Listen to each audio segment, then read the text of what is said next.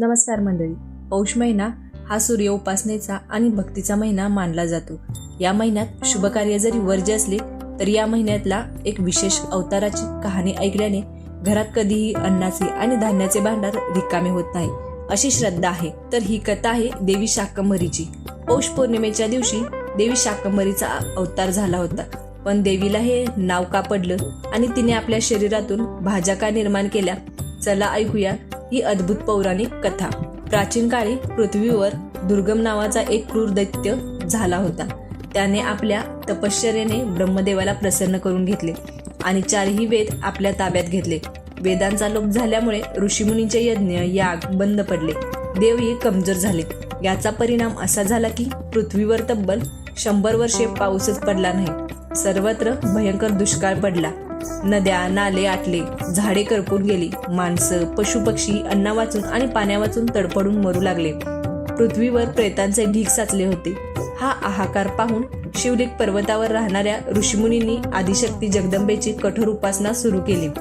त्यांची ही दयादीन अवस्था आणि करुण हाक ऐकून माता पार्वतीला पाजर फुटला. देवी तिथे प्रकट झाले, पण तिचे रूप नेहमीसारखे नव्हते.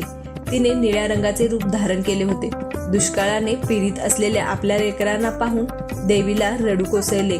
असे म्हणतात की देवीच्या डोळ्यातून वाहणाऱ्या अश्रूंच्या प्रवाहाने सुकलेल्या नद्या पुन्हा भरून वाहू लागल्या.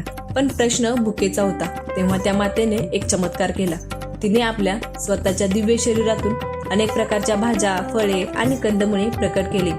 जोपर्यंत पाऊस पडून नवीन धान्य पिकत नाही तोपर्यंत देवीने स्वतःच्या शरीरातून निर्माण झालेल्या भाज्या खाऊ घालून संपूर्ण जगाची भूक भागवली. शाक म्हणजे भाज्या आणि अंभरी म्हणजे धारण करणारी. म्हणूनच देवीच्या या रूपाला शाकंभरी देवी असे नाव पडले. पुढे याच देवीने दुर्गम असुरांशी युद्ध केले आणि त्याला ठार मारले. तेव्हा सर्व देवतांनी तिची स्तुती केली. देवीने आशीर्वाद दिला की पौष महिन्यात जे कोणी माझी शाकंभरी म्हणून पूजा करेल आणि गरिबांना अन्नदान करेल त्याच्या घरी अन्नाची कधीच कमतरता भासणार नाही. तर मंडळी, ही होती पौष महिन्यातील शाकंभरी देवीची कथा. पौष महिन्यातील अष्टमीपासून ते पौर्णिमेपर्यंत हा उत्सव चालतो.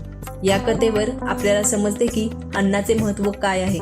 म्हणूनच पौष महिन्यात ताज्या हिरव्या भाज्या खाण्याला आणि गरजूला भिक्षा देण्याला खूप महत्त्व आहे. ही पौराणिक कथा तुम्हाला कशी वाटली ती कमेंट्समध्ये जरूर सांगा. आणि हा व्हिडिओ आवडला असेल तर लाईक करा आणि चॅनलला सबस्क्राईब करायला विसरू नका. धन्यवाद.